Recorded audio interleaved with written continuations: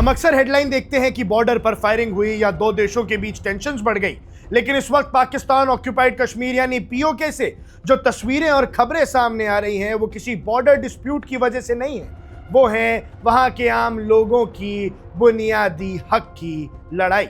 Jammu Kashmir joint अवामी action committee यानी JAC ने जो 48 घंटे का अल्टीमेटम दिया था वो 8 जुलाई को खत्म हो चुका है और 9 जुलाई को पूरा पीओके एक बड़े फाइनल एक्शन और मास सिट इन डेमोन्स्ट्रेशन के दौर से गुजर रहा है। सवाल ये उठता है, आखिर पीओके के लोग इतने गुस्से में क्यों हैं? ऐसा क्या हुआ कि वहां के आम शहरी पाकिस्तानी अथॉरिटीज और वहां की मिलिट्री के सामने खड़े हो गए? आइए इस पूरी कहानी को शुरुआत से समझते हैं और देखते हैं, परखते हैं कि कैसे अब पाकिस्तान से बेहद नाखुश है पीओके और अब कैसे पाकिस्तान ऑक्यूपाइड कश्मीर पाकिस्तान से अलग होने की बात कर रहा है। यह गुस्सा 1 या 2 दिन में पैदा नहीं हुआ है, महीनों से चल रहा है। वहां के लोग सस्ते आटे के लिए, सस्ती बिजली के लिए और अपनी बुनियादी इकोनॉमिक राइट्स के लिए पीसफुल प्रोटेस्ट कर रहे थे, लेकिन पिछले कुछ हफ्तों में सिचुएशन जब बिगड़नी शुरू हुई, जब जेएसी और पीओके की लोकल गवर्नमेंट के बीच चल रही टॉक्स पूरी तरह से फेल हो गई, प्रोटेस्ट लीडर्स का साफ कहना है कि गवर्नमेंट और पाकिस्तानी मिलिट्री उनकी मांगों को सुनने की बजाय वायलेंट क्रैकडाउन की तैयारी कर रही है। यानी मांगे सुनने की बजाय गोलियों से उन्हें नवाजा जा रहा है, कई लोगों की हत्या कर दी गई है।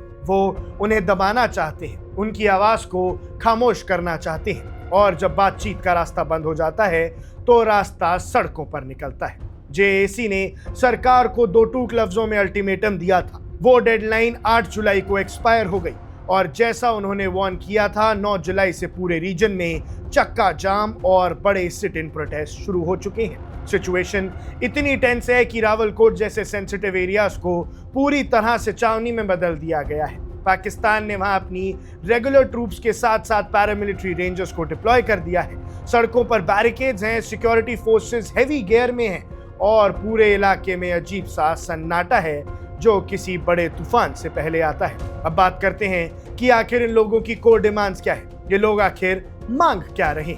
सबसे पहले इकोनॉमिक राइट्स। पीओके एक ऐसा रीजन है जो सोर्सेस से रिच होने के बाद भी बेसिक फैसिलिटीज के लिए तरस रहा है। वहां के लोगों का आरोप है कि उन्हें उन्हीं की जमीन के रिसोर्सेस का फायदा नहीं मिलता।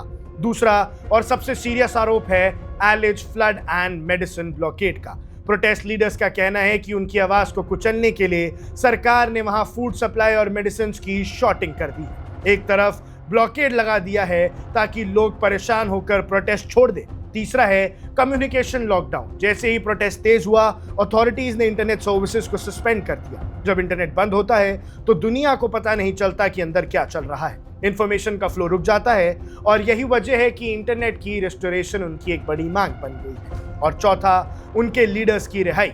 शौकत नवाज, मीर जैसे बड़े और पॉपुलर प्रोटेस्ट लीडर्स को अथॉरिटीज ने अरेस्ट कर लिया है। लोगों का कहना है कि जब तक उनके लीडर्स जेल से बाहर नहीं आते तब तक कोई बात ही नहीं होगी। लेकिन ये लड़ाई अब सिर्फ पीओके की पहाड़ियों और सड़कों तक महदूद नहीं है, ये इंटरनेशनल लेवल पर पहुंच चुकी है। जब लोगों को लगा कि पाकिस्तान के अंदर उनकी आवाज दबाई जा रही है तो कश्मीरी डायस्पोरा ने इसका जिम्मा उठाया। लंदन जैसे बड़े ग्लोबल सिटीज में मैसिव मार्चेस निकाले गए हैं। वहां लोग सड़कों पर उतरकर पीओके के लोगों के साथ सॉलिडारिटी दिखा रहे हैं और इंटरनेशनल कम्युनिटी का ध्यान इस ह्यूमन राइट्स क्राइसिस की तरफ खींच रहे हैं। इस डायस्पोरा मूवमेंट ने पाकिस्तान सरकार पर एक नया इंटरनेशनल प्रेशर बना दिया है। एक जर्नलिस्ट के तौर पर अगर हम इस सिचुएशन को एनालाइज करें तो ये साफ है कि पाकिस्तान इस वक्त एक डबल फ्रंट पर फंस चुका है। एक तरफ उनकी अपनी मलकियत की इकोनॉमी इंस्टेबिलिटी है और दूसरी तरफ उनके कंट्रोल वाले एरियाज में उनके अपने ही आवाम का रिबेलियन हो रहा है। रावलकोट और बाकी इलाकों में जो ट्रूप डिप्लॉयमेंट हुई थी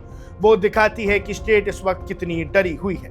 जब आपको अपने ही लोगों को रोकने के लिए पैरामिलिट्री रेंजर्स और भारी फौज उतारनी पड़े तो समझ लीजिए कि आप मॉरल अथॉरिटी खो चुके हैं। 9 जुलाई का ये फाइनल एक्शन आने वाले दिनों में पीओके की सियासत और वहां के लोगों के फ्यूचर को डिसाइड करेगा। क्या पाकिस्तानी अथॉरिटी फोर्सेस का इस्तेमाल करके इस मूवमेंट को कुचल देंगी या फिर उन्हें आवाम के समंदर के सामने झुकना पड़ेगा और उनकी डिमांड्स को मानना पड़ेगा। एक बात तो तय है कि इस बार पीओके के लोगों ने डर का दामन छोड़ दिया है। वो आर पार की लड़ाई के मूड में है। इस पूरी डेवलपमेंट पर हमारी नजर बनी रहेगी और पाकिस्तान के हाथ से पीओके कितनी जल्दी जाता है ये आने वाले वक्त में पता लग जाएगा। आप देख रहे हैं वन इंडिया, मैं हूं आकुश Kaushik.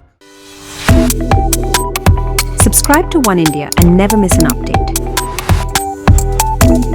Download the One India app now.